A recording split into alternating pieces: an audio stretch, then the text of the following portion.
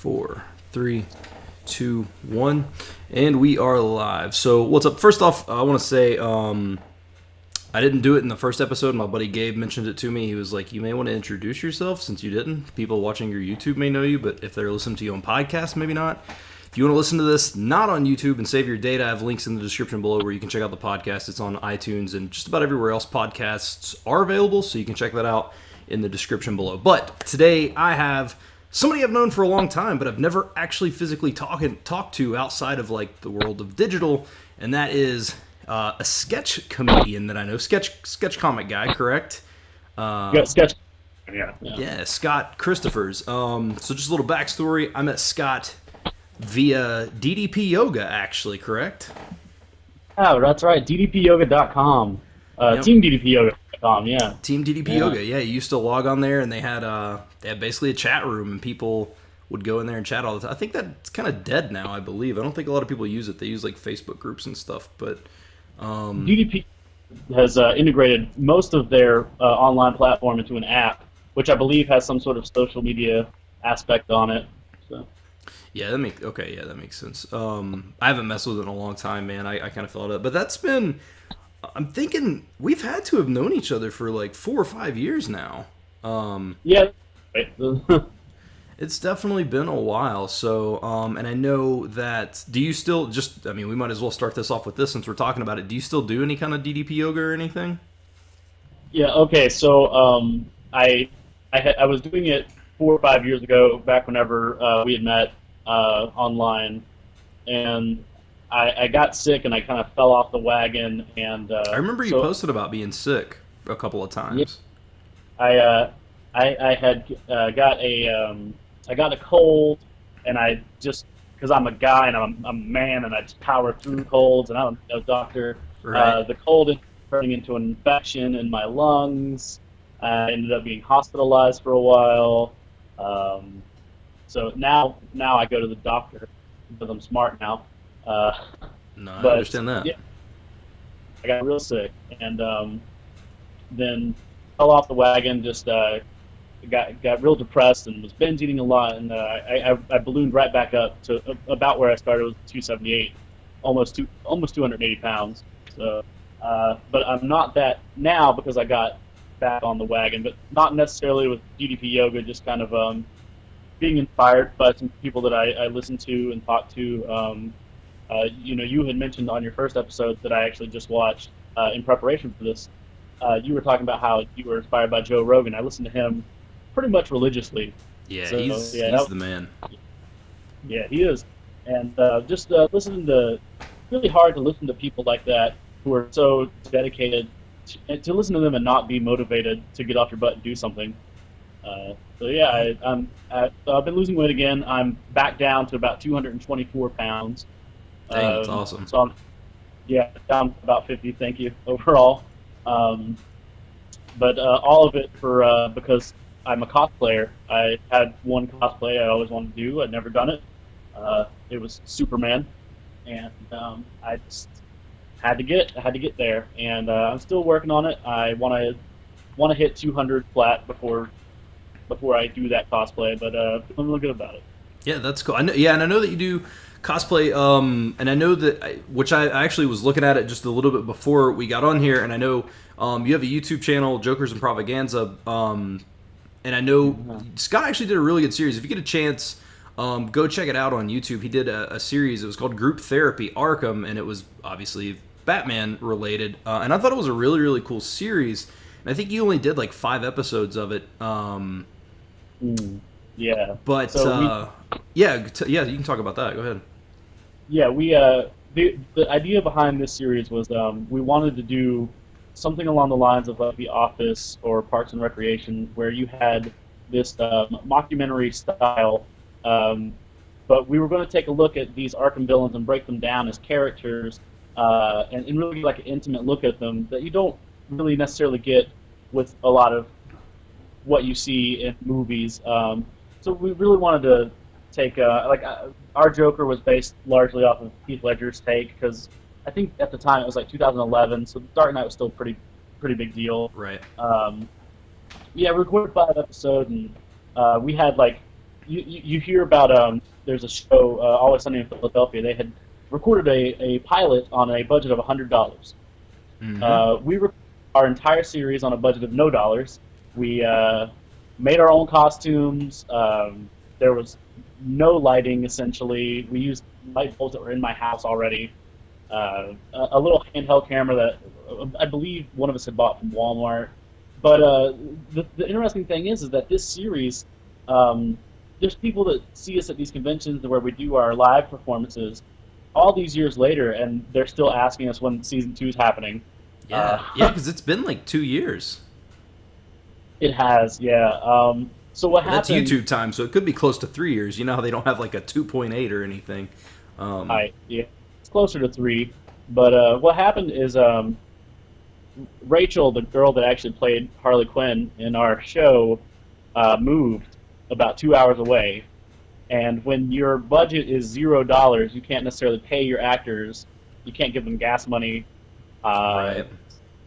It kind of fell out because we just couldn't get everybody together. And so people are still asking, when's season 2 dropping? And I'm like, never. Yeah.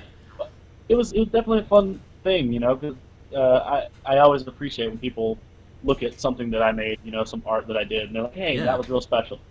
Yeah, well, I mean, because you ultimately, like, the idea is, and people have this misconception, I think a lot of people are like, well, you know, if you really love something, you should do it because you love it. And at the end of the day, you do. Like, I don't do YouTube videos, and I didn't start this podcast because I didn't do it because I don't have a passion for it. But at the end of the day, you still want people to watch. Like, it's not necessarily that you're doing it only for that, but why would you not want to have the reward of someone enjoying your work? Well, you know, it's like a toddler when you're that young, you're 3 or 4 years old, and you start making really big noises. It's partially to entertain yourself, but it's also to get out of your own. You want that attention. You want people to pay attention to what you're doing, even at that age, and that evolves as we grow. So you know, you get to a point where, especially in your teenage years, in high school, you begin to seek validation from your peers, maybe even middle school. And everything that you do, you need a little validation, or else you just kind of feel like it's pointless. So yeah, you absolutely want people to, you know, Van Gogh didn't paint because he loved it, only because he loved it. He also wanted to be recognized. He wanted to be a world-renowned artist. Right. No, absolutely. It's actually funny, a little funny anecdote. My cat, Vincent, is named after Van Gogh because when my wife found him, he had part of his ear torn off. That is one. I always tell this. Steve Carell did a movie called Dinner for Schmucks. It was a remake of a French. And in it, there's a line where he says, "They used to tell Van Gogh he couldn't be a famous painter because he only has one ear, and he said, I can't hear you." Yeah, so, yeah. I forgot that movie's awesome. I haven't seen that movie in a long time. I love it. All these people have these interesting like stories about how they named their animals and like all these like sentimental things. I named my dog Dory because I love Finding Nemo, and that's it. There's no hidden meaning. I just like fixing. Yeah. Whatever you want to do, man. My second cat we got from a woman that my wife knows, and she had already named the cat Pablo, and when we got him, we were like, well, we might as well keep the painter theme going, right? So we have Vincent and Pablo. Like Ninja Turtle, like Ninja Cat. Yeah. So, but yeah, that's it's fun. But yeah, that's why he's named Van Gogh randomly. As far as working with $0, dude, I can kind of relate to that. Because I shot in 2010. I shot part of a horror movie for me and a buddy I worked on, which we never finished it. And actually, just sadly found out that the lead actor in that movie just passed away, which is super sad. Which I only knew him from working with him on that film, But so that was $0, and literally everything was just handouts and stuff like that, or not handouts, but you know what you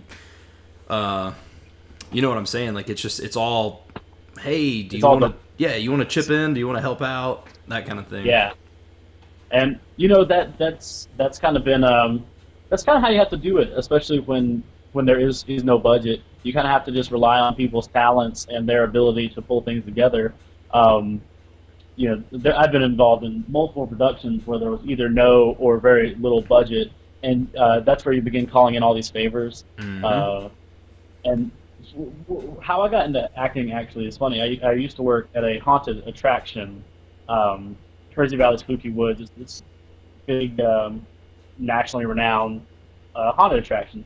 And what was interesting about that is that they're celebrating their 33rd, 34th year now. But they started with just a couple of friends in a house that was on their farmland that was supposed to be haunted, and they evolved from there. And I think that is a wonderful success story because everything has to start somewhere. Whether you start recording a podcast with your buddies on YouTube, or whether you're dressing up like a clown and pretending to fight Batman, it's got to start somewhere. Yeah. Disney started in a garage in Chicago, man. I almost said Charlotte. That's why Chicago sounded weird. I don't know. I guess because I know you're from North Carolina, so I guess I was thinking Charlotte, which I know you're not from Charlotte, but so that's why that's why Chicago sounded weird there. I had a little slip with me. But yeah, I mean, Disney started in Chicago in a garage, and yeah, everything has to have a beginning. Even going to YouTube subscribers. Casey Neistat didn't start with 10 million subscribers. He started with 0. Same thing with any of these guys. Yeah. I mean, I started with 0. Now I have slightly higher than 0 all these years later. But that's my fault. I don't post regularly enough. We do these live shows, and it's just difficult to set aside time for yourself, especially when you still have to work your day job to make ends meet. Yeah, man. So that's partially my fault. There's some good sketches on there, though. People that are listening to this, we got like a "What Would Happen If the Purge Was Real" sketch on there. Speaking of sketches, so okay, when I was on your YouTube channel earlier watching your first episode, I watched this sketch you did years ago called the Netflix Coma. Mm-hmm. Do you remember that? Yeah. Okay. That was the first ever. My channel started as a fitness channel, which is hilarious. But it was kind of like I wanted to document myself losing weight because I was really motivated, which I've lost 50 pounds, but it's just taken forever.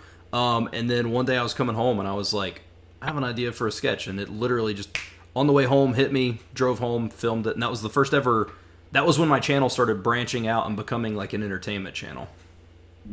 Yeah, I remember you were doing vlogs, just like weight loss vlogs when I first started watching it. Yeah. But yeah, that sketch all these years later still stands out to me because it's still so funny because it's still so true.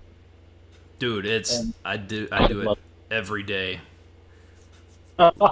Like every day. The only time I didn't, like when we went through The Office and Parks and Rec, it was a no-brainer. Turn it on, go through. Which we're watching Gilmore Girls now randomly, but yeah, it's usually you turn it on. You like the entertainment of Netflix is seeing all the stuff they have, and then you just go to sleep and you don't watch anything. What have you watched lately that's new? Man, I'm trying to think. What is the last movie? Like I got so burnt out. I know this sounds like the most hipster thing in the world, and I don't mean it to sound the way that it's coming off. I got so burnt out on Hollywood because there's a lot of really good stuff out. I just haven't watched it because I've gotten burnt out on comic book movies. I probably just lost 30 subscribers saying that, but I got so burnt out on them because every single week it was a new comic book movie. And I love comic books and I love comic book movies, but I need variety. Like every movie in Hollywood is some sort of action-y superhero-based thing. And then I started reading, I can't remember who it was, but there was a director who talked about it. The reason it's so hard to make it in Hollywood now is because now you don't have this film starring this one guy and then a bunch of subsequent actors who are just supporting actors. They go for the big home run. There's 30 Academy Award winners in one movie, and it's all like, it's just become about money, which I guess technically is what it's always been about. But I fell out of love with it for a little while, and I'm just now kind of getting back into where I want to watch stuff. That's like there should definitely be an intersection of where making money meets artistic vision, and there's just no artistic vision with a lot of things now. Yep. However, I will. What's the last Marvel movie that you probably saw? The last one, the newest one that I saw is probably the first Ant-Man. I'm like really far behind, man. Ant-Man, that's interesting. So like after Ant-Man, Marvel started. They stopped making superhero movies.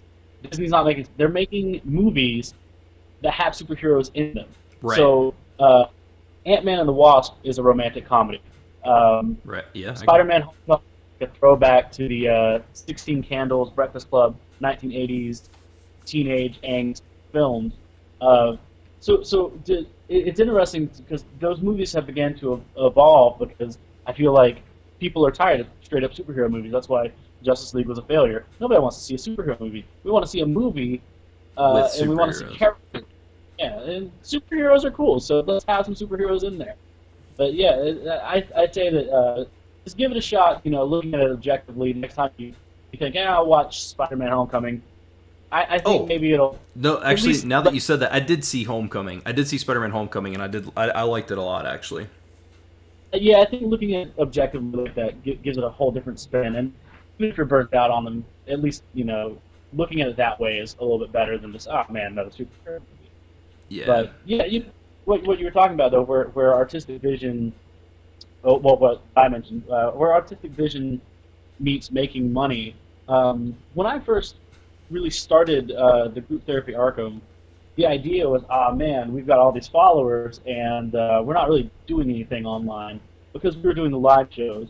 So I just wanted to put out something but I didn't just want to put out anything because we could have just made some vlogs of me and at the time Rachel. Because if you put a hot camera, people are going to watch. Oh yeah. So we didn't really try, but I really had this vision of wanting to create something unique and take an introspective look at some characters that you never really got that view of.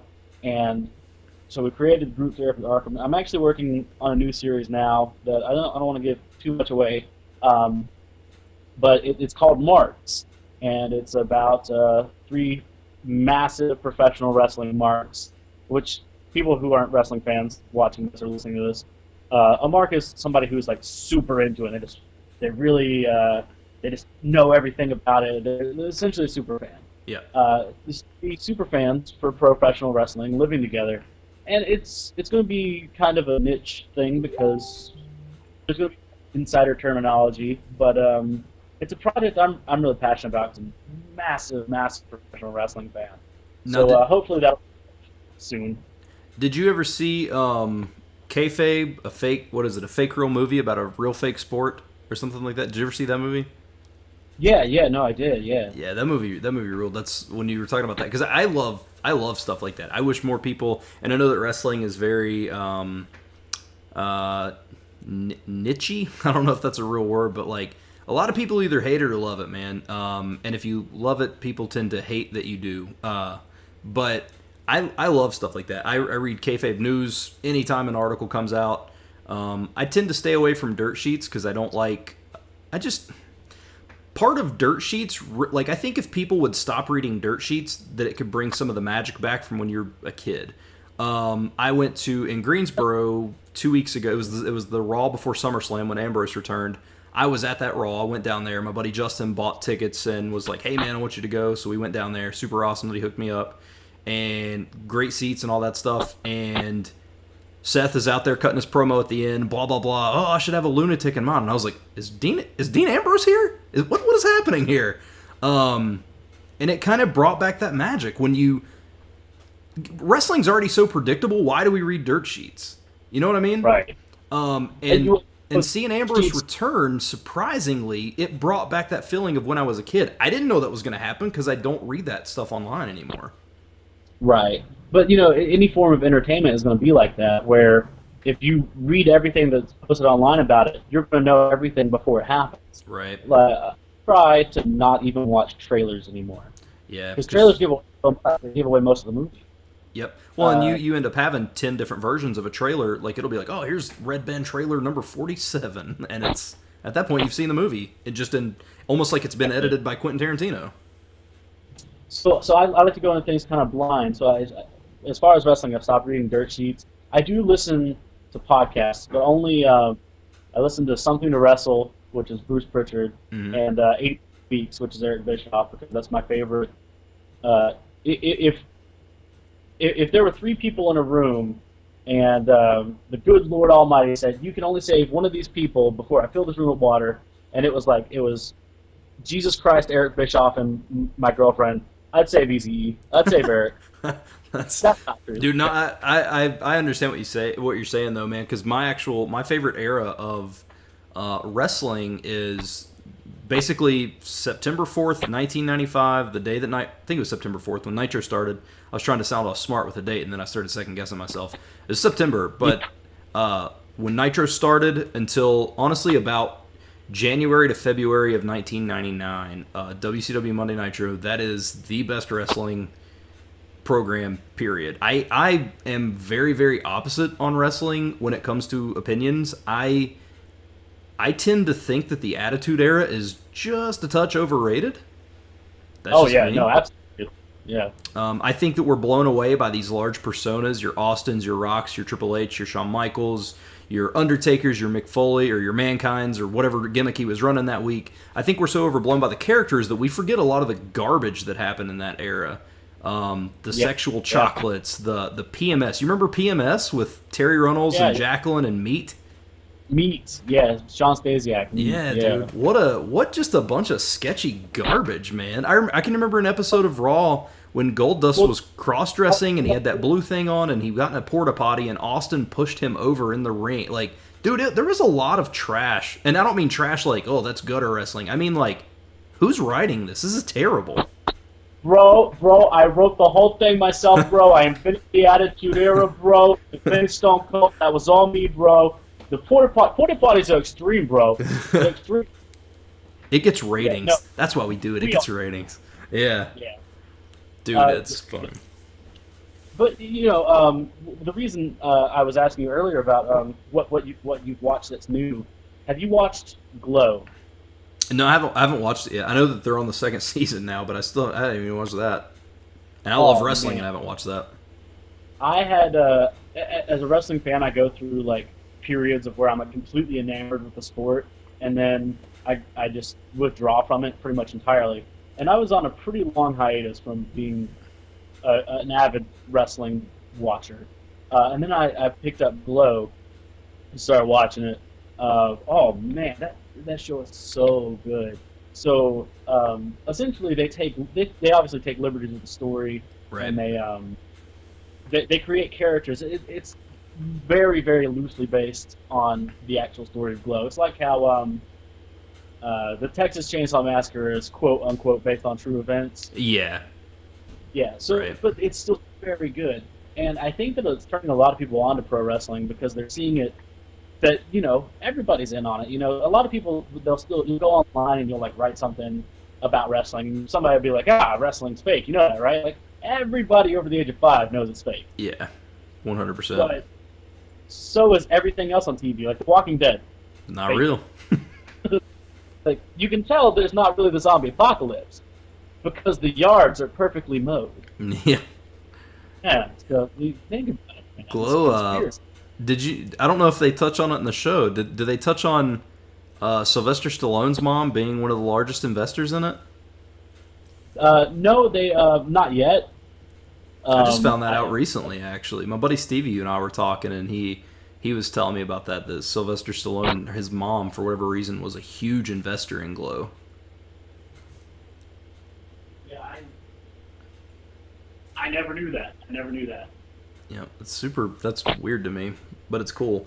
About the only one thing that I do keep up with religiously wrestling wise is have you watched? I don't know if you follow a whole lot of indie stuff, but I watch a promotion called GCW, which is Game Changer Wrestling. Have you heard of that or watched it?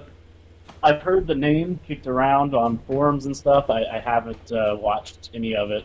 Yeah, they kind of have like people either love them or hate them because they do a lot of standard regular shows. They're actually the promotion that runs Joey Janela's Spring Break over WrestleMania weekend, which is the largest indie show WrestleMania weekend.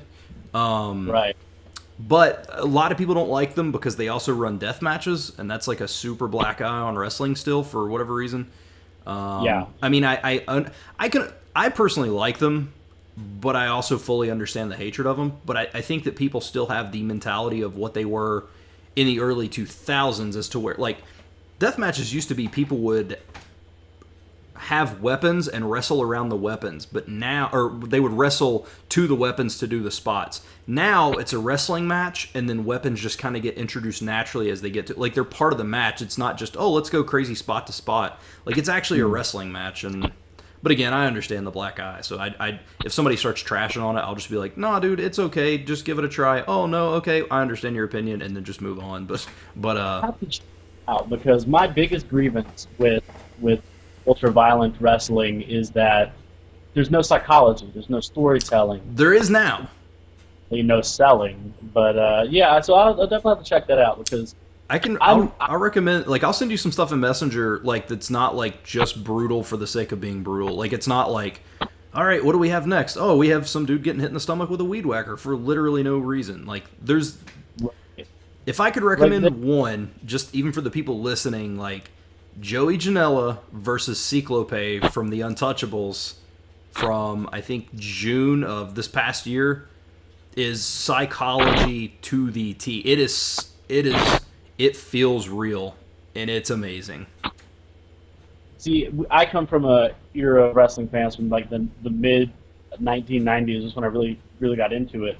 And I was a WCW guy. I went back later and watched WWF, but there was this such, especially like one of my favorite guys to watch, Stone Cold Steve Austin, because he had like 4 offensive moves, but everybody was into it because he had a great gimmick, a great character.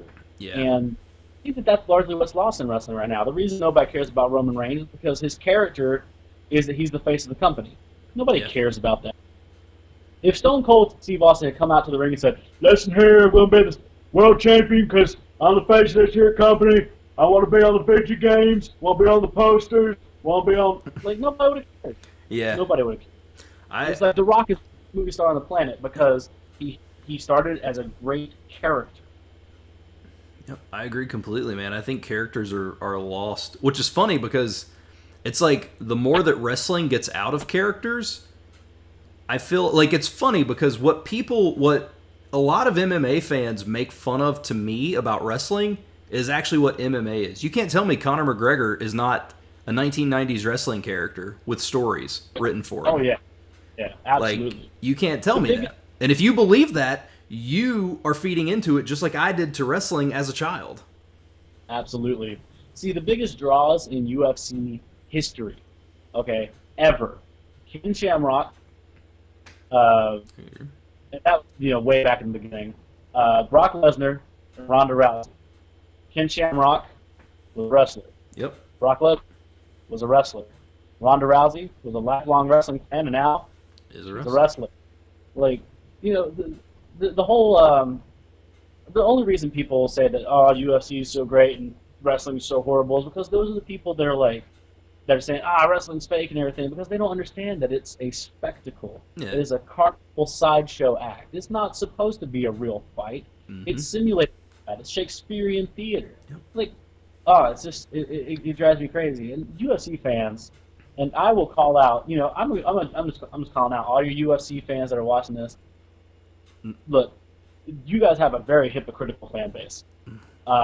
So I was very big on the Ronda Rousey train. She's actually what got me into UFC, because they created a whole division based around her, and women's fighting became a big deal because of her. Right. And she lost 2 fights, and now everybody's saying, oh, she was always overrated, she was never very good, she was this, she was that, I never liked her that much anyway. And that's like, okay, how many fights have you ever been in? Like, and so everybody's turning on these people, like, and it's just silly. I think that there's so much hypocrisy in the UFC fan base, and anybody wants to say anything about that, that's fine. I stand by what I say. Yeah, I think that and I guess it goes both ways, because there's a lot of wrestling fans hate each other, like, so you know what I mean. Like, I think that for the most part, I think actually all of my friends who are UFC fans, for the most part, are none of them's really said anything like negative to me. Like, they may say something like, "Oh, it's," like, they may say like they don't understand wrestling, and that's a perfectly valid argument. Not that they don't understand it, but they don't understand the enjoyment in it, and I can understand that completely.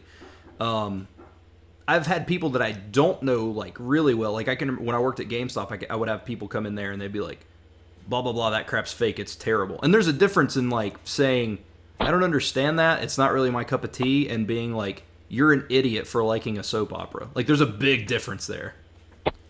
Yeah, it's a general rule of thumb, we should just not be dicks, and we should just let people enjoy what they want to enjoy. Well, that's also definitely not a bad thing. I've actually I've tried recently to get into the UFC, but my problem is that like there's not table spots. It's not on TV. Like I think they have like the preliminary fights, but like all their of course, that's bad to say, dude, because I've spent $10 to $15 a month on GCW pay-per-views for the past 6 months. So I guess maybe I'm not one to talk, but there is a big difference in $15 and $60, $70, $80.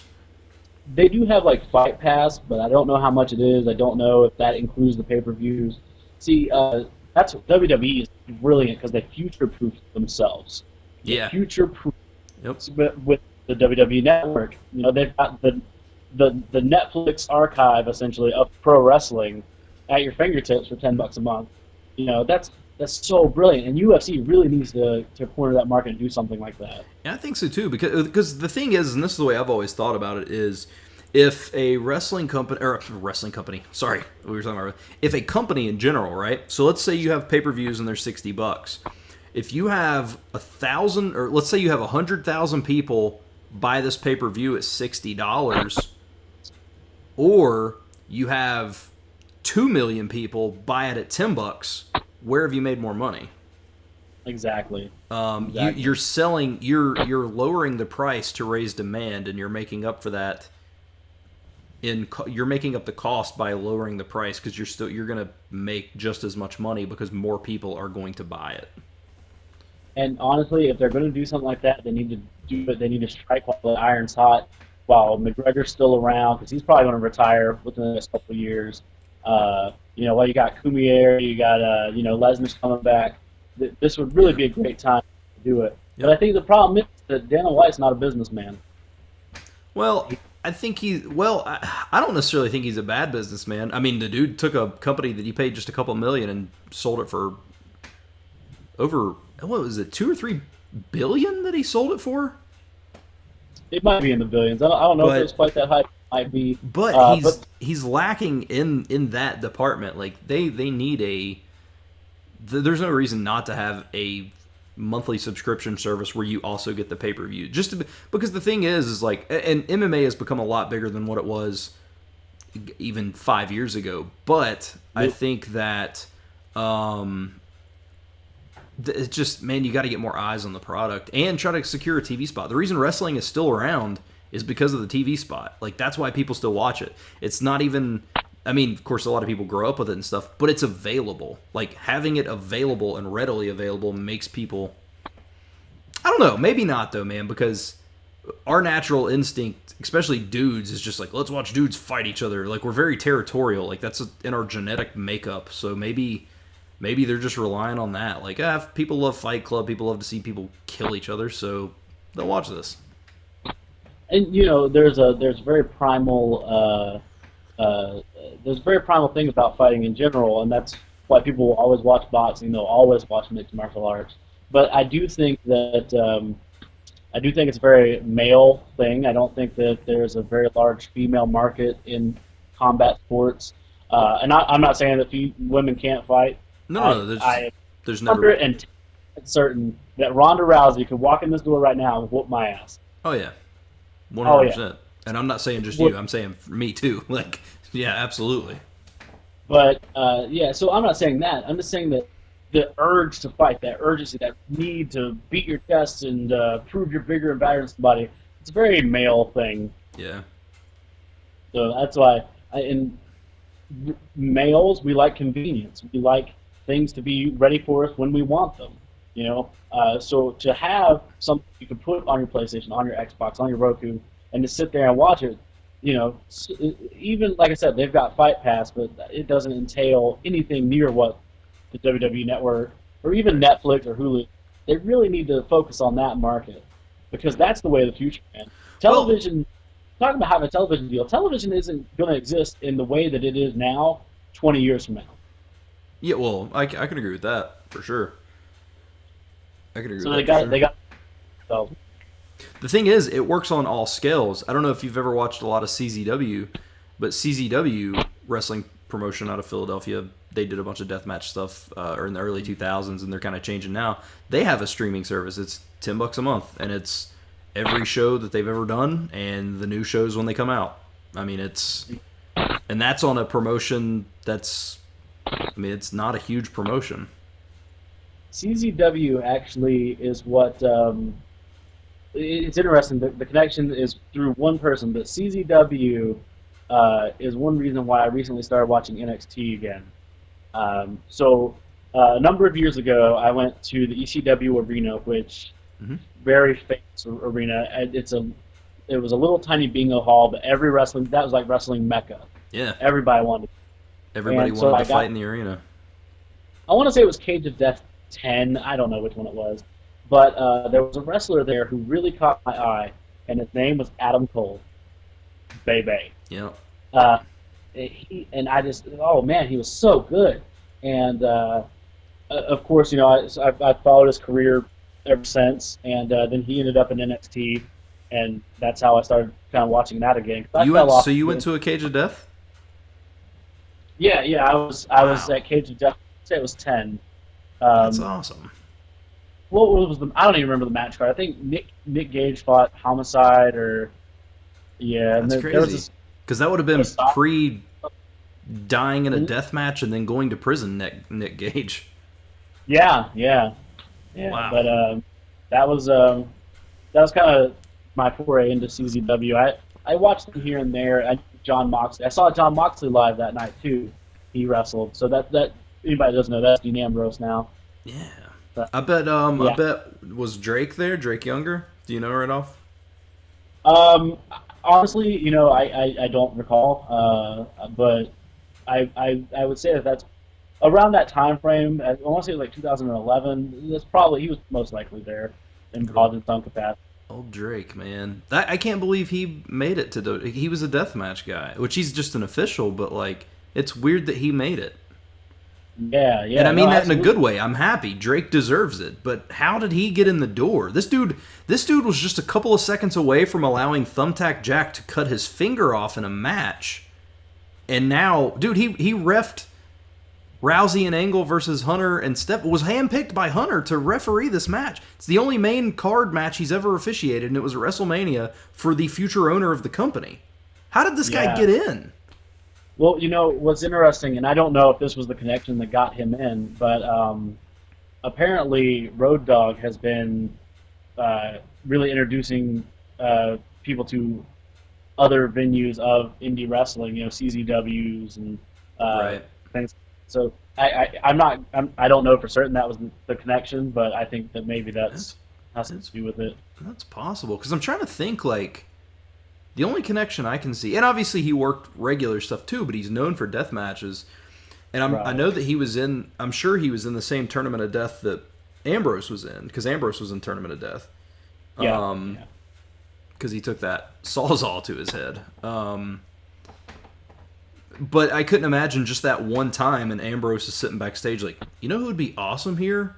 Drake Younger. Like, you know what I mean? It's weird. So I'd be really interested to meet Drake and ask him that. Like, I would hope that he wouldn't take it the wrong way, because I don't mean it negatively. He totally deserves it, but it's just, how did he get in? It's open though, man. There's a lot of deathmatch guys that are. I mean, Ambrose was in a Tournament of Death, faced brain damage, and took a Sawzall to the head, and he has held the most prestigious wrestling title. That is insane. Sammy Callahan was in that NXT. Mm-hmm. He was at that show. Yeah, Callahan used to do some deathmatch stuff. I know he was in an actual, like he wasn't just on the card. He was in an actual Cage of Death. Mm-hmm. Huh. Yeah. That's very interesting. That's really, really cool, because I have the CZW app. I'm gonna go back and watch that Cage of Death just to see. What I love about the direction WWE is going in now, because obviously they're grooming Hunter to take over the company, and he's a wrestling fan. He is a wrestling fan first, absolutely. So he watches all this stuff, and his friends introduce him to stuff, and I think that he has this innate ability to pick out talent, and he can Yep. see, no matter what sort of environment you're coming from, he can see talent, Yeah. and that's an incredible gift, and it's unfortunately it's a gift that Vince McMahon hasn't had in a long time, because he allowed other people to do his scouting for him. He hasn't. I don't think Vince McMahon has probably watched an indie wrestling match in over 20 years. I I could believe that. Legitimately, I could believe that. Because he's so, And I mean, not that he's wrapped up in his own product, but yeah, you're right. He has scouts. Like, that's literally people's job. That's why Regal goes to Evolve shows. That's why all these guys go to these different shows, is to scout for him. but Triple H will actually watch videos, and he will go to shows. He's a very handsome guy, which is what WWE needs to be successful. Is Vince McMahon is he's got other venues now, so he's investing in reviving the XFL, and he's Mm-hmm. what is that, 22? He can't hands on anymore. So he's got so Triple H. The company's in good hands. That's what I'm saying. I think so too, man. I think if the thing is, if anything has come out of NXT, it's showing that people absolutely still care about just pure wrestling. Mhm. Like, people will go to a show that is just a wrestling show that has a little bit of a hint of just a little bit of just a little story, but being mostly, wrestling. They want wrestling. I don't know how much the casual fan base would go per se, but they sold 16,000 tickets to a developmental show this past Sunday, or Saturday. So I don't think that's an issue. Well, wrestling's on the verge of another boom period. You've got All In sold out, 10,000 seats in 30 minutes. Yeah. There's we're about to see something really big in the world of professional wrestling, and I couldn't be happy about that because, Yeah. like I said, I'm a lifelong fan. Ring of there Honor will never sold be Madison Square Garden out in 30 minutes. I want to say 30 minutes, yeah. So that's incredible, and so yeah, like I said, there's never been a time in my life where I'm not a fan in some capacity. So to see it doing well is very very great to me. But yeah, what's interesting to me about this boom period, though, is there's a lot of things responsible for it. Like I said, Glow is bringing a lot of people in, just casual fans. Also, having John Cena on the Today Show all the time. Have you seen John Cena lately? I haven't seen him, but I saw. I got a thing on my. I have Bleacher Report on my phone, and I have the WWE portion of it. Because Bleacher Report, I don't consider a dirt sheet because they don't write anything unless it's for sure. Right. And they I didn't see the picture, but they said that they were like, oh, something about look at Cena. He's, I guess, super jacked, more so than usual. So here's the thing. He's actually he's cut a lot of weight, but he's much more lean and cut now. He's definitely more defined, but he's physically smaller. He's lost a lot of bulk. So he's been hitting a lot of cardio, and I think maybe he's preparing for a role because he's also growing out his hair a little bit. Wow, I'm gonna have to look at that picture. As long as Cena goes, it's not long by any means, but it's definitely not a flat top. But Dude, he's the man. That dude is a good actor. I love that dude as an actor. And honestly, I don't even hate him as a wrestler as much as I used to. I think I didn't like him because I didn't like the idea of him. But with that being said, even though I didn't like the idea of him, I've never thought he was just an absolute trash bag wrestler. He can go. I just didn't like the idea that he was the best, because he's not. Well, anybody you put in that role is going to be hated. Roman Reigns, Cena, Hogan, after a while, was getting booed before the NWO. Hollywood Hogan's my favorite era of Hulk, period. Would you say Hulk Hogan is your favorite wrestler of all time? No, Ric Flair, for sure. Ric Flair. Or Ric Flair, or strangely, I've loved Terry Funk. I think Terry Funk has done so much for the wrestling industry and doesn't get near the credit. Funk. Terry Funk's great. Yeah. He's got a chainsaw pantyhose over his head. In the dumpster. Oh yeah, you gotta love Terry. Yeah, I love Terry Funk, man. You know though, okay, so I got into like this huge argument with a buddy of mine at work. So he's a big WWF guy back in the day because he watched his foray into professional wrestling was Coliseum Video in the late '80s. So you know he's really big on like Bret Hart and everything. So the Attitude Era, he got really huge into wrestling. So his favorite wrestlers ever are The Rock and Shawn Michaels. Fair enough. Yeah, those are great choices. But we got into this massive argument because I told him that my favorite wrestler could wrestle circles around his favorite wrestler. Because The Rock, super charismatic, very fun to watch, not the most technically sound wrestler. 100%. 100% agree. My favorite wrestler of all time is Chris Jericho. I fully understand that. Chris Jericho would wrestle circles around The Rock. Chris Jericho, you know, he's in a lot of stuff. Like he's going to be in a Kevin Smith movie. Oh man, I love Kevin Smith. Yeah, he's going to be in. I think it's actually literally just called Moose Jaws, isn't it? Maybe. It's kind of like his. It's not a sequel by any means, but it's like his follow-up piece to like Tusk. Yeah. It's the third. I remember Jericho had him on his podcast, and Kevin Smith was like, "You want to be in Moose Jaws?" And he's like, "Absolutely." And I was like, "This is amazing. I hope this happens." I would really love to see Jericho and more stuff, man. So I'm actually going to see Fozzy for the second time next month. Man, dude, they're so good live. Like Jericho, not only Jericho being charismatic, but that's just a great band. So you got Rich Ward laying down these incredible melodic riffs, and then you've got Pauly D doing these like galloping bass lines. It's just a great band, and I'm really glad that Judas took off the way that it did, Dude, and a lot of people being. Yeah, that song blew up. Yeah, out of nowhere too, because you know, as a Fozzy fan, you know, I've been buying their stuff for years, and then you know, one of my friends like messaged me and was like, "Have you heard the new Fozzy?" I was like, "Have I heard it? Of course I have." I was like, "How have you heard it?" And they're like, "Yeah, it was on the radio this morning." I was like, "What?" Yeah. I never, ever, and I've been a fan of theirs for 13 years. Never thought. You remember when he first came in and like he was trying to keep it separate and he went? Does he still go by Mongoose McQueen, or is he just okay with just I'm clearly Chris Jericho now? I mean, I know that he's acknowledged it, but I didn't know if he like fully dropped that moniker. Right. See, in the beginning when they first started, they were a cover band, but they claimed that they got trapped in Japan in the 1980s. And all these big metal songs that had come out since were their songs that they wrote, other people just stole. They're coming back to reclaim their songs. That was the gimmick. That's amazing. So they were and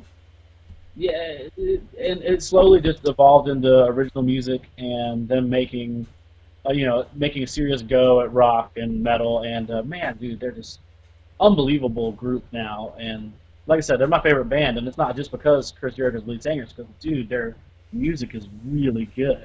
Yeah, I need to listen to more of them.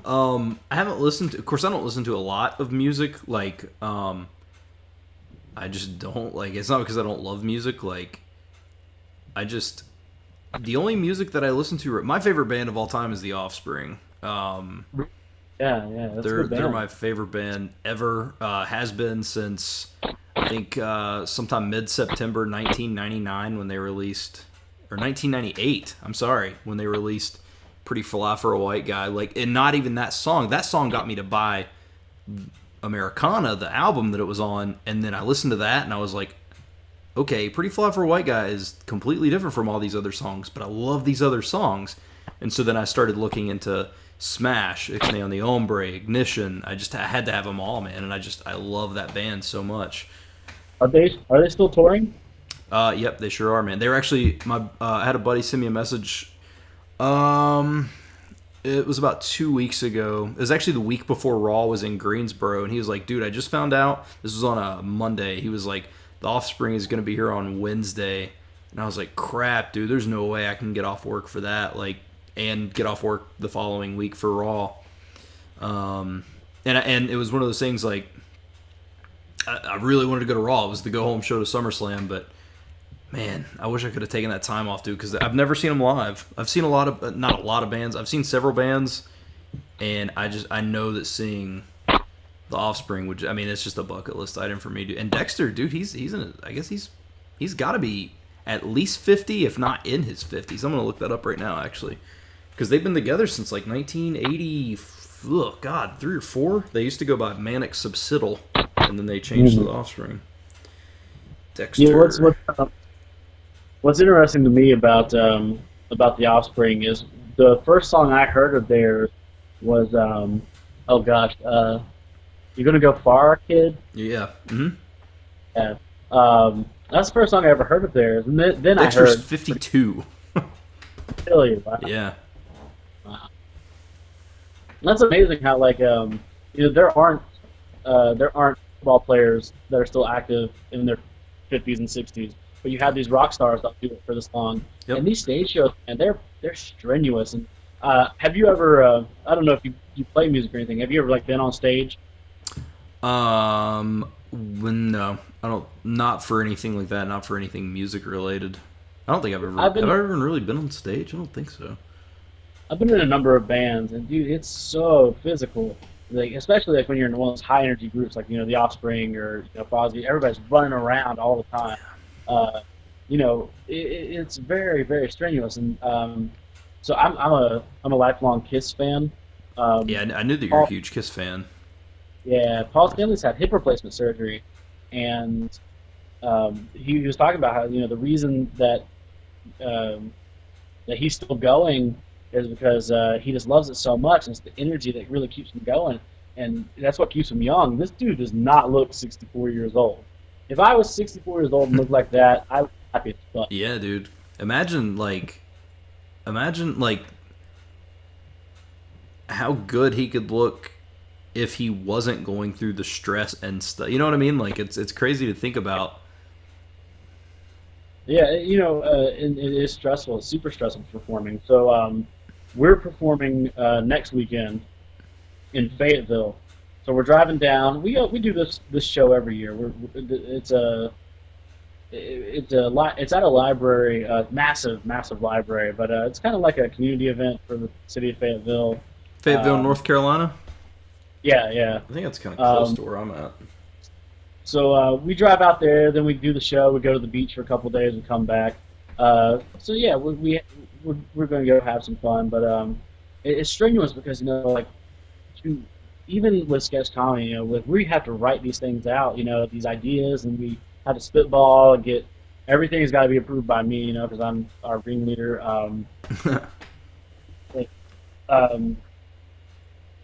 It's difficult to get everybody on the same page all the time, and then you travel, you perform, you travel back, you travel somewhere else, you perform, travel back. It's extremely strenuous, and it's really hard, especially I've been on this weight loss journey, trying to eat right on the road. God, it's so difficult. Yeah, so yeah. And people always act like, oh, just eat Subway, and it's like, well, no. I mean, yes, but no. Subway can be insanely unhealthy. Yeah. Well, a lot of people don't pay attention to what they put in their bodies. Absolutely, like bread, Subway. If you go to Subway, 90% of that is bread. Right. And yeah, bread. You get a Subway sandwich. There's 3 slices of turkey and then bread. And then a pound and a half of bread. Bread is processed in your body as sugar, and it stops you from being able to burn fat. It slows down your metabolism, guns up the works. But bread is the cornerstone of the American diet. Dude, and you know what's delicious? Bread. Dude, it's the best. I love bread. Man, fried chicken is breaded. Pizza is bread. Tacos have bread. It's in everything, man. You can't escape bread. Yep. And so it's interesting to me that keto is the big diet right now. It's the new fad diet. Mm-hmm. And so essentially with keto, what you got to do is you can't have sugar at all. Right. I tried it. Yeah, okay. So I went on keto, and because I'll be straight with you, man. I love vegetables. I love fish. I love chicken. I was like, I could do this. I can eat ketogenic diet. Um, you can't have certain alcohols. You don't have like grain alcohol. You can't have wine. You can't have like and I love wine, dude. Like I can drink wine all day. Uh, anyway, so I got 3 or 4 days into it, and I got what's called keto sickness, Yeah, I've which heard is people talk about that. yeah, your body is readjusting from burning sugar all the time to just burning fat because all you're eating is fat. Right. Uh, and it gives you like this flu, and it's so bad. For most people, it only lasts like a couple of days.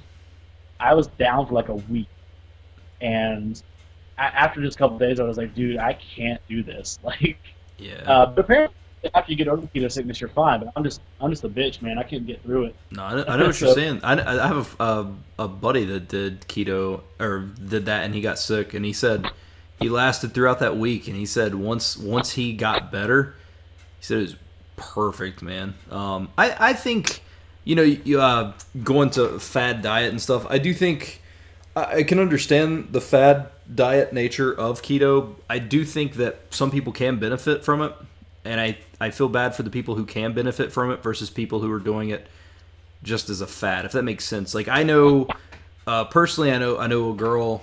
I won't say her name on here because I know she watches, and I'm not trying to like. I don't know if anybody on here would know her or not. But like the point is, I know this girl, and she has I can't remember what it's called, man. But she has this thing where she like, I think it's called something dysmorphia, where like it's almost like you can't recognize yourself, like when yeah, you yeah, look at yourself. Yeah, dude. So she has that.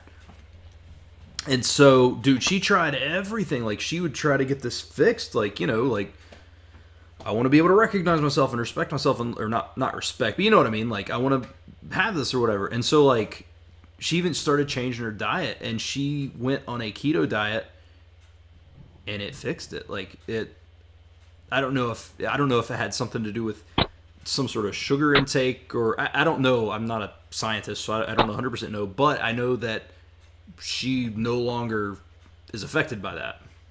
wow, that's amazing. Yeah. And me calling it a fad diet isn't necessarily a knock on it by any means. I just No. It's people, it's 100% a fad diet. I mean, whether it helps people or not, it is a new fad. yeah, I mean, it's at some point, being what's the CrossFit thing? Paleo, that was a fad, and now it's no longer something people are like, I got to do, because it's not the hot new in thing, but people have still stuck with it. So it's not really a fad diet anymore. It's just something that's existed. People choose to do it. right. But like when you start getting packaging that's like paleo friendly, or not paleo friendly, keto friendly or vegan friendly or vegetarian friendly, or well, maybe not vegetarian as much, but you know what I mean? Like any stuff like that, like it's still so new that that's not a knock on anybody who's keto or vegan or anything like that. I'm sure somebody will take it that way, and that's not what I meant. But you know what I mean? Like it's not something new. Like they're marketing it. If it's being marketed, it's a fad because they're trying to make bank off of it really quickly because it's a new thing. And the weight loss industry does not give a crap about your health, man. They care about No. money you're spending. So here's the interesting thing. So when I was doing I lost all the weight the first time I was doing DDP yoga. I was doing gluten free and dairy free. Mm-hmm.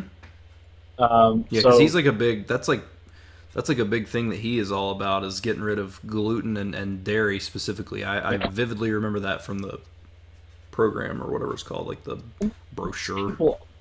Most people aren't gluten intolerant. Most people can eat gluten and be just fine. But dairy is the interesting thing because we're the only animal that drinks the milk of another animal in masses. It's very unnatural for us to do that. So I got turned on to almond milk, and I love almond. I make my protein shakes with almond milk now. I haven't drank milk in years. Oh man, milk is so because delicious. It's my favorite beverage. I haven't drank it in a while, but it's my favorite beverage ever. Especially like you get that silk, 60 calories. It's this vanilla. Oh, dude, it's so good. Yeah, dude. No, I totally dig almond milk. I think it's amazing as well. Better in cereal. Oh, dude, almond milk's amazing. But the point of that, what I was getting at there is like I started restricting myself a whole lot, and I was like, so I was eating paleo. I started eating paleo not long after that, and the first thing that went out the door when I got sick wasn't the exercise, it was the diet. Like, Hmm. but if you set these super strict things to like these guidelines like that, you're not gonna stick to it, especially Yep. if you're not a disciplined person. And I was not a disciplined person. Right. So what I've done this time around, I'm largely eating what I want. Mind you, I'm much more conscientious of what I'm putting in my body, Sure. but I'm intermittent fasting, Hmm. where I fast for 19 hours and I eat within a 5 hour window in the day. Right. So that sounds like a lot eating fasting for 19 hours, but it's really not because in 5 hours I have two meals. Right. Um, Other than that, like some days when it's too hard, I drink some black coffee and just a little stevia in it. Um, I think on but intermittent fasting, I think the dude that created it though said that black coffee was fine. Like I think, yeah, um, like what obviously trying to they like drink water, but like I think if you drink like a cup of black coffee, I think you're good. Like it you're within trying the to guidelines. you're trying to avoid spiking your insulin. Right. But when you do that, you kick your body right out of the fat burning mode, and you start burning sugars and stuff like that. So you don't want to insulin spike yourself. So you can have like water, apple cider vinegar. I take a shot of that every morning because Ugh. I did that for a very brief minute, and I said, "The heck with this." it is very, very coarse. It's very tough to do, and I don't know a lot of people that can do it. But if you can, there's so many benefits to apple cider vinegar. It makes your body more based and acidic, which is great for fighting cold and infection. Wonderful, wonderful benefits of apple cider vinegar. It's just a lot of people can't do it because it's very coarse. Yeah. But that's my breakfast every morning. I take probiotic because what do you know about probiotics? Not much, dude. I haven't really like I know the idea of them. It's for like digestive health and stuff, but like I've never actually physically read It's like actively the seeked out information on them. they're little microbacteria. They're to essentially balance the good and bad bacteria in your stomach, because if your stomach's not healthy, your body's not healthy, Right. because everything that you put in your body is processed through there. So that's essentially what it's for. But anyways, I take a take a probiotic every morning. Um, I take a multivitamin. Um, then I take a shot of apple cider vinegar. I take a B complex because I have a brain injury. B vitamin is so good for your mind. It's so great for your brain. Um, yeah, every morning that's my breakfast. That's all I eat for breakfast. Supplements. Well, I mean, I can understand that. I know that there's a lot of back and forth. I personally don't consider intermittent fasting a fad diet, and the reason I say that is because there's enough scientific evidence to back up intermittent fasting. Absolutely. Now, there's enough scientific evidence to back up eating 3 small meals a day as well. So, like, I kind of put those in the same realm. Like, and that's one of those things where I think everybody's body is different. Some people react to it better. Personally, for me, I generally eat like 1 meal a day, which is also, and I know people are like, that's unhealthy, but it's like, I've lost 50 pounds, so it may have taken me a long time to get there, but it's coming off. The problem Yeah. is I don't have the ability to control myself, and if I limit myself to 3 or 4 400-calorie meals a day, I'm going to be miserable. So what I do is I generally eat. Now I will snack a little bit throughout the day, but I will leave literally almost all of my calories for dinner, and I will freaking murder dinner. I'll kill it, and that makes me Yeah. satisfied. I'm perfectly fine. Because when I eat, I don't want to just like, oh, that cracker was good. If I have another one, I'm going to go over my calories, though. I want to freaking kill something. I want to eat an entire cow. I want to eat, you know what I mean? Like, just give me all the freaking food. That's what I want. Well, you said you're not doing yoga anymore, though. But are you working out at all? I have not worked out in a long. Actually, I have a gym membership, and I haven't worked out in a long time. So almost all of my weight has come from dietary change. And part of the thing here's what gets me. I'll talk to you about this because you were. I know that you were into DDP yoga, and if there's a DDP yoga person watching this, maybe don't watch this next part. The reason I stopped doing DDP yoga is because of the community. I think oh, this is so terrible, and this is a risky thing to say. I think DDP yoga has a very toxic community. What? I don't like not the old school people. Like you aren't toxic, but there's a lot of new people in there who are very, I don't want to say close minded, but they're very, you do it this way or it's wrong. I can remember going into the group on Facebook and posting something because when I started studying DDP yoga, it made me want to learn about normal yoga. And God forbid you even call it yoga. Somebody will try to kill you. So I would post something and I would ask about a pose, but I would use the correct yoga pose name instead of the made up ones that DDP has, which I get why he did. It's his program, blah, blah, blah, whatever. I don't care. Dude, and instead of people commenting about the post at hand, they would just criticize me over using improper names and stuff. And I'm like, but it's not improper. That's literally what it's called. Like, right. And so it was that. Because he when DPO started out was YRG, Yoga for Regular Guys. Right. He wanted to make it relatable to men, so Yeah. he used references and stuff like that. So I mean, that's so silly of people to be militant about that. And dude, they're the big thing in that group now, because I'll see it sometimes, is everybody's on the keto bandwagon, which is perfectly fine. If it works, it works. But when somebody's in there and they're like, hey, I have a dietary question. What about this? And people are like, you shouldn't eat that. It's got carbs. Keto for life. And I'm like, this is not make it your own. This is being militant and very turn-offish from your program. Right. Yeah. Absolutely. Now, there's a lot of good people. Like, Christina Russell still seems really, really cool. I met some cool people. That Marv White, do you remember Heavy Hippie? I still talk to that dude. Okay, like, there's still a lot of good people. It's just a lot of the new people coming in are very militant with their thinking. And it's very turn-offish. Well, anytime a community grows, you're gonna inquire a lot of toxic people. Right. And what really irks me about that though with DP Yoga is that it was supposed to be a supportive kind of community to everybody's on the same journey. You know, if we're on the same journey, who cares if we're taking different paths to get there? We're on the same place.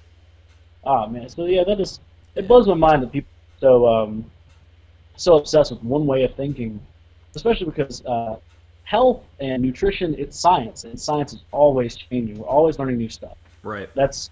So you could say keto is great now. In 20 years, or maybe even 10 years, we might find out that, dude, this is a bad thing to be doing. Don't do this. And, you know, so it's never take anything as absolute fact. Just always accept, you know, that it's science, and science is imperfect, and it's always changing. So do you have a general care doctor, like just the doctor you go see? I do not, actually. That's something I need to do the older I get, but I do not have I sure don't. Okay, so I had a doctor. I recently changed doctors. My doctor was 60 years old. That guy didn't know shit. Because he went to medical school. He's 60 years old. He went to medical school like 40 years ago. You know how much has changed in 40 years? You know, don't they have to isn't it like teachers though? Don't doctors have to have continued education? Yes, but like when you're taught a certain way, you set yourself in those ways. Gotcha. Okay. I see what you're saying. Like you're a dad. Okay, one day your kid's gonna bring home some math homework, and you can go, "What the fuck is this?" Right. This is what I did. This is not the math I did. This isn't my math, not my America. So right. you become so set in ways, you know. Even though you're, you know, you have to learn this new stuff. They're not. You know, they're just so set in their ways. And, you know, so this guy, the reason I changed doctors is because he was recommending all these things that just seem very outdated ideas. And my doctor now is like 30. So, I don't know. I just feel better because, like, you know, he's much more open. Right. Especially, like, it's kind of the gap between baby boomers and millennials, too. Millennials tend to be more open-minded. So...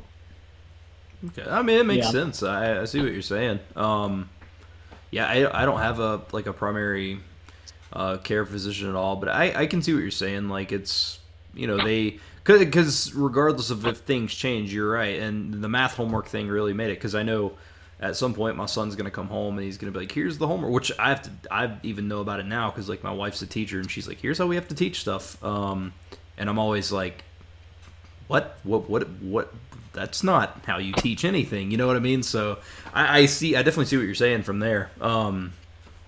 So it definitely makes sense.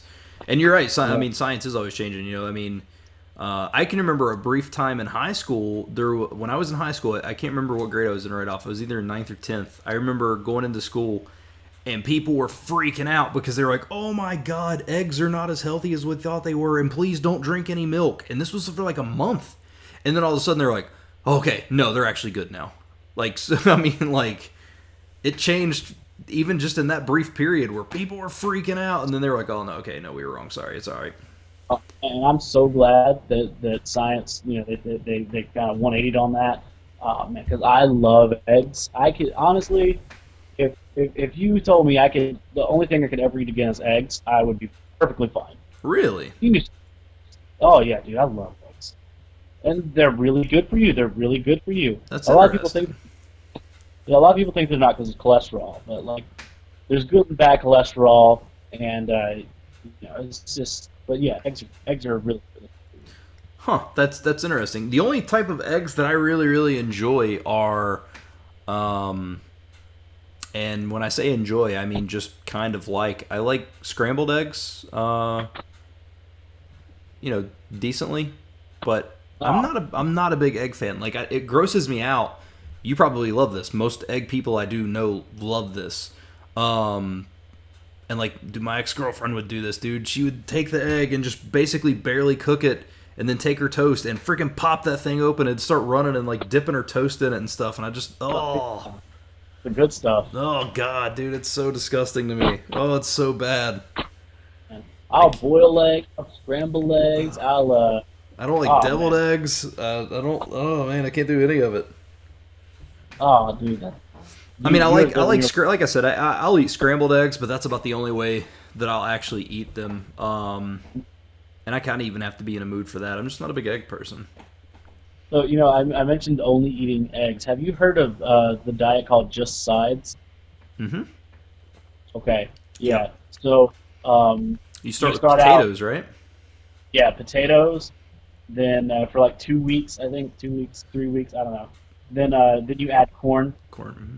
Now, do you add corn, or do you just for the next 2 weeks only eat corn? Oh, so you keep adding stuff. You don't take away. Add stuff. Okay. Just potatoes. You can't no like salt, butter, just potatoes. Yeah, I think you can bake them, right? But they have to be literally just plain potatoes. Baked. You can mash them up too, but you can't add anything to it. Just right. Potatoes. And then after a couple weeks, you add corn. And so you can eat potatoes and corn. Right. Then after that, I think the next thing you had was broccoli. I don't remember what. I don't know, but yeah. So that's interesting to me because that is, I think personally, I think that's how you could train yourself to start intermittent fasting. So like you think that you love this, and you're like, dude, I love potatoes. After 2 weeks of eating up potatoes, you find out you don't love potatoes. You don't love potatoes quite as much as you thought you did. Right. So then you start eating potatoes and corn, and I think it's just essentially training you to like realize that you can't just always give yourself that mouth pleasure. You've got to think about what you're putting in your body, and you got to think about how you're eating and when you're eating. And I would never do it because I don't like corn. Right. But I just think it's very interesting kind of diet. I do love potatoes though. Like I eat baked potatoes. So. I like potatoes. Here's something. I was talking to a buddy of mine not too long ago about this, and he was talking about how he's trying to train himself, and it makes sense. Like the thing is, we strive for the pleasure of eating. We want that good taste. If you can get past that, because the thing is, 10 minutes after you eat, that 10 seconds of taste is gone, and now you're just full. So if you can get over that, because like once you eat, it's done. You don't care what you've ate, you're satisfied. And he was like, so I'm trying to get the idea that like eat something. It might be like maybe something super heavy vegetable plate or something like that versus like a greasy hamburger. And he's like, it doesn't taste as good, but in 10 minutes I feel the exact same. Right. Hamburger may And not be a good example because I don't care what anybody says. You can make healthy hamburgers, just buy the lean meat and stuff like that. That's just my personal opinion. But like, so let's say like versus like an entire pizza, we'll say that. I'm a big fan of turkey burgers. I like I turkey burgers. I love turkey, and you can make a good turkey burger, and you can make there's a lot of really good stuff you can make when you're eating healthy. But I am not gonna lie to you. If if I knew that I could still eat that terrible stuff and it wouldn't affect my weight, Mm? I would eat. I would still eat Oh, dude, I would eat pizza and hamburgers every day, right because like like no you question. I told you I love eggs, but if you give me an option like, hey man, you can have this omelet or you can have this pizza, I'm going for that pizza every time, Oh every yeah, time. But you know, absolutely. you got to think about what you're eating, and you got to be very conscientious about it. And that's one thing that I mentioned earlier. Is, I'm eating what I want, but I'm much more conscientious about it. So like, I'm not like at work. I work right next to a Little Caesars. Do you have Little Caesars where you live? I have a Little Caesars almost right beside of where I work. Yeah, Little Caesars is like two doors down from me. You can smell it all day, every day, and Mm, it's $5, and it's a whole pizza. And I used to eat one of those a day, like 2 or 3 times a week, a whole I pizza believe it, in man. one. It's the cheapest lunch you can have. But it's not because I'm packing my lunch now and spending way less money. Well, yeah. If you let me rephrase that, it's the cheapest lunch you can buy out, especially Right, for the right, quantity. No, because you're right. You can buy a loaf of bread, cheese, and mayonnaise for under $5, and you're set for a week. right, exactly. Um, but yeah, so I was eating like 2 or 3 whole pizzas Hmm. by myself, and I was wondering why I always had headaches. So like, of course, I've got a traumatic brain injury, but so when you're eating all this fat and this grease and this cheese, it's just like it's gumming up everything in your body, and your heart's sending bad signals, your brain's sending bad signals. You're full of dopamine now because you had your big old fat meal, and it's 2 o'clock now. It's nap time, Right. even though you're at work. But so I was getting these terrible, terrible headaches all the time. Most, partially because, like I said, I have a brain injury, but also because of the crap I was eating. So, like, and the reason I know that a lot of it's due to the stuff I was eating is because now that I'm eating better and taking my B supplement, I don't have them as much. So, uh, you don't realize how much you're like destroying your body every single day, but it's eating bad stuff. Right. Now, just out of curiosity, and you don't have to go into detail if you don't. Well, I don't.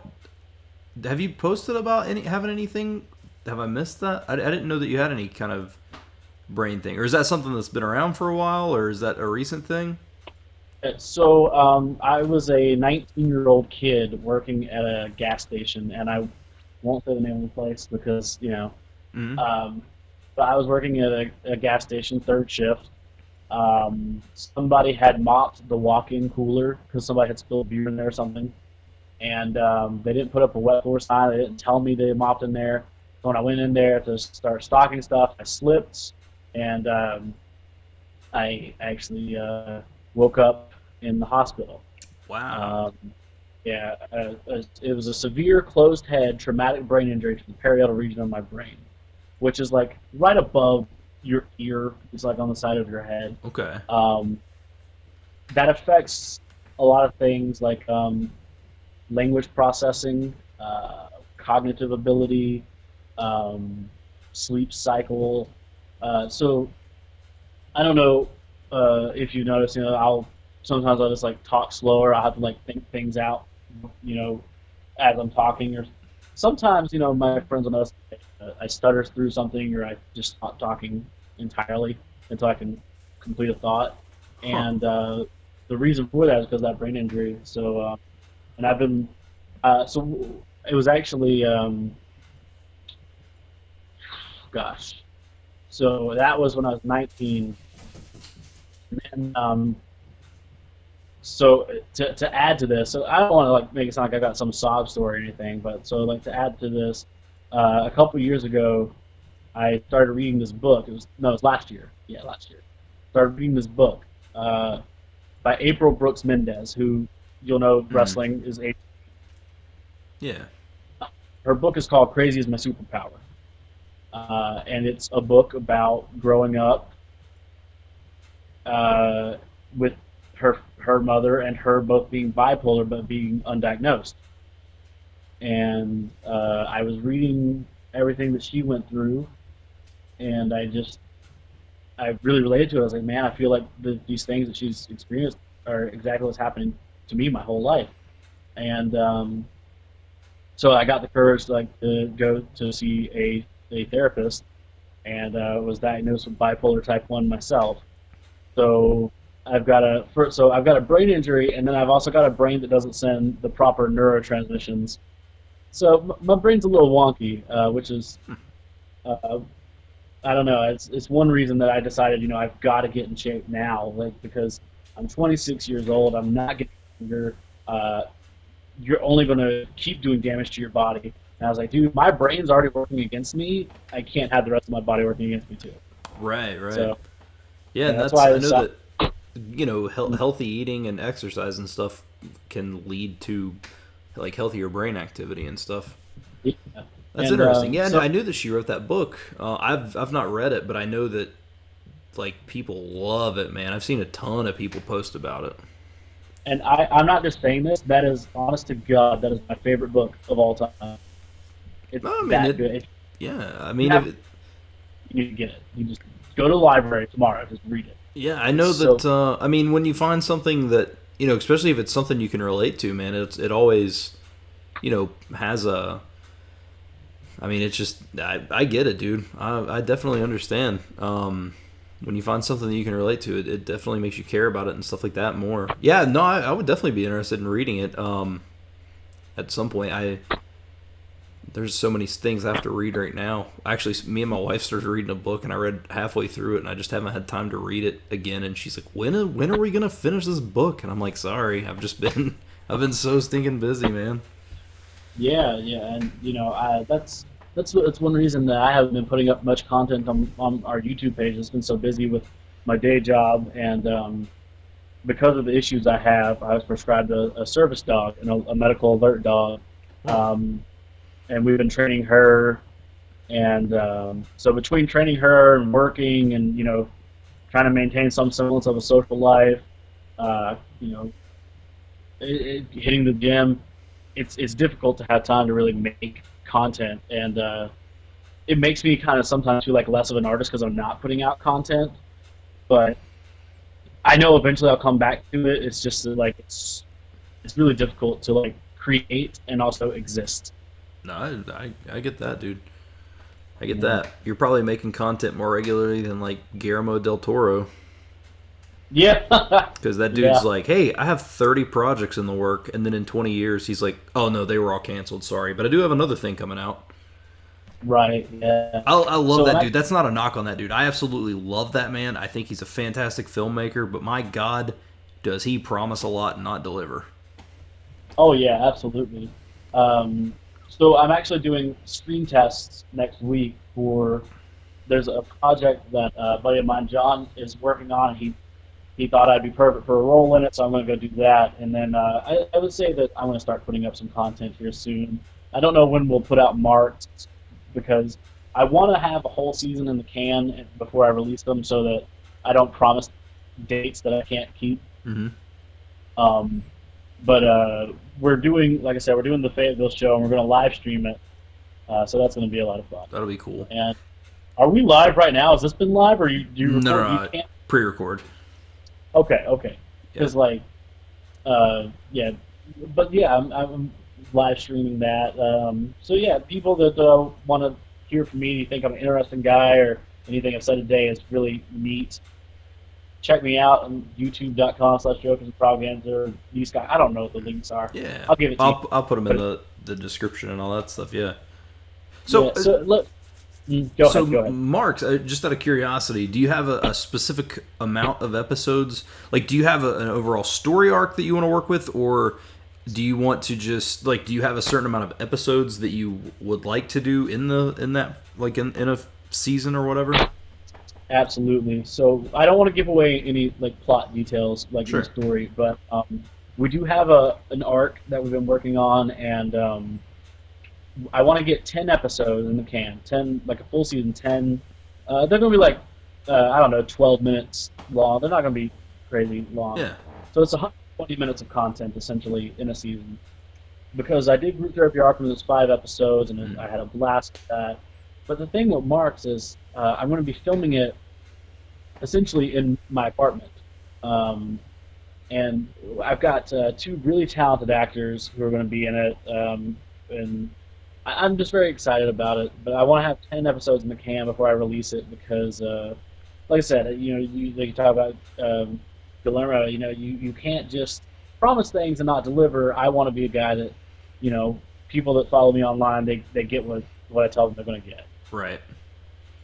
Well, I mean, I think we've all been guilty of that, man. I think the past 4 YouTube videos that I've made has all been something new and being like, I think this is what I'm going to do with my channel now. And it's, of course, the podcast is like, this is what a lot of it's going to be. Like, this is actually settled. But I think I did one that was like, I wanted to do like board game reviews because like that's really, really cool. And then I wanted to do like, I do this series of criticizing bad reviews. And I was like, that's what I'll do. So I get what you're saying. Like, you don't want to promise because then people are just like, man, you keep saying this and then it doesn't happen. Right. Yeah, absolutely. And, I've been doing a lot of podcasts lately. So like a lot of my friends have podcasts. I've been doing a lot of them. And just, because I do voices and stuff, they like having the voice guy on their shows. Yeah. And yeah, so I've been doing a lot of podcasts lately, and I like I said, I've tried not to promise anybody anything with content, but at the same time, it's like there's stuff coming. I can't necessarily tell you exactly what it is because I don't necessarily know the direction I want to take the channel in myself right now. Right. But we do post our live show performance dates, so we're always doing something. It's just we're trying to keep our nose to the grind, but again, we all have day jobs. Capitalism. Yeah, it's hard to make that work, man. No, I get it. I'm working with a buddy of mine right now named Jimmy. We're working on a horror movie. Like we're in the writing process of it right now, and I just think like, how much farther could we be on this if like this was our job? Like, but it's like it's so hard to, because the thing is, you go to work, and I'm sure that you probably have had this same thing. You go to work, and you're like, sweet, I'm at work. Not thinking that, but you know what I mean? You're like, all right, I'm at work, so I got to concentrate on work. Work is over. Now I've got to drive home. Okay, I've also got to eat. Now I have like 3 hours that I can do something with. What am I going to do? And you don't want to spend, it's not that you don't love creating, but you don't want to spend every single one of those 3 hours doing that to where you can't do anything else. It's tough to find like a balance. Right, absolutely. And it's you need to have time in the day to meditate, to relax, to watch Netflix, whatever you do to unwind. Because if you don't unwind, you're just winding yourself tighter and tighter and tighter, and eventually, dude, you're gonna explode. Mm-hmm. And you have to make you time. Yep. And yeah, that's almost impossible to do. So if it comes down to making stuff or my mental and physical health, it's my mental and physical health every time. Oh yeah. So making stuff is secondary to taking care of yourself. Right. Well, that's why I stopped. I did 650 days every single day. For 650 days. I released a YouTube video, and dude, that's almost 2 years. Yeah, and it got to where I just said I can't anymore. Like, I want to come home, I want to play with my kid, and I don't like, because what would happen is, I would come home, and like even before I fully stopped, I would come home, I'd play with my kid until 7:30 or 8. So it's 8 o'clock. I've got to, over the next 2-3 hours, I have to shoot an entire video, get it edited, get it exported, get it uploaded, get it tagged, titled, and set to go the next day. I just couldn't do it anymore, man. Like, I proved the point that I wanted to make. I was set out to daily vlog, and I wanted to do it for even just a month. Honestly, I thought even making it to 10 days would be crazy. And I did 650. I fell, I think, just short of a month I stopped in May and I started in June of 2 years prior. I mean, I was right there at almost 2 years, and I couldn't do it anymore, man. It wore on me, and I have a lot more free time now. So I still upload content, like I'm doing these podcasts and stuff, but it takes it out of you, dude. Especially that stuff. Oh, it's so taxing. Right, but if you have a gift, you have to share it with the world. Like, you're not obligated, but you absolutely should share it with the world. Right. And if you're a fun guy, if you're a talented person, I feel like that is your obligation to yourself, though. You owe it to yourself to show the world what you can do. And Right. so you have to do stuff. It's just like I said, you just can't put making content over your own well-being. Right. No, absolutely. And that's the thing I do want to share. And that's why, like, stepping back from YouTube has given me time, and I want to work on bigger projects. And it's freed up time to be able to work on this movie that we're going to do and stuff like that. So I feel like it's a fair trade-off. Absolutely. So I do want to have you back on. We've been talking for like an hour and a half, so and I'm sure that you have a couple things to do. I do want to have you back on in the future because I know I didn't get to it today. This is kind of the thing with this podcast, though, man. Like, I like the idea of natural conversation. I don't like the idea of having a set questionnaire and then just ending it. Like, I would rather just let the conversation flow because everybody's interesting. Like, just let it go.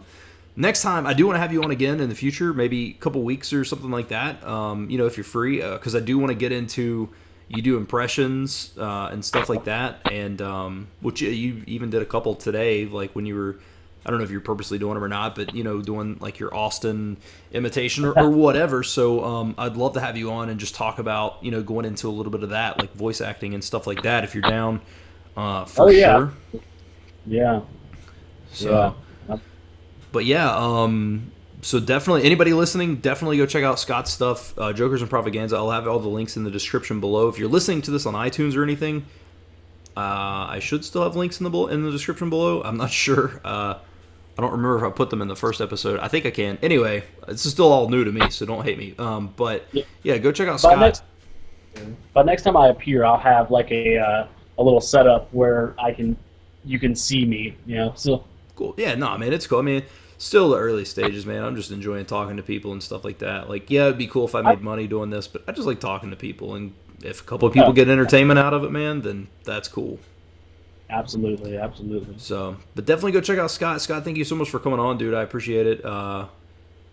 And maybe one time we can just do specifically wrestling. I tried to steer away from that wrestling just a little bit there towards the end, because if I get trapped in that wrestling hole, it's not ending ever. Yeah, we'd be here for hours. Yeah, so, but I definitely appreciate you coming on, and I thank everybody for listening, and we will see you in the next episode.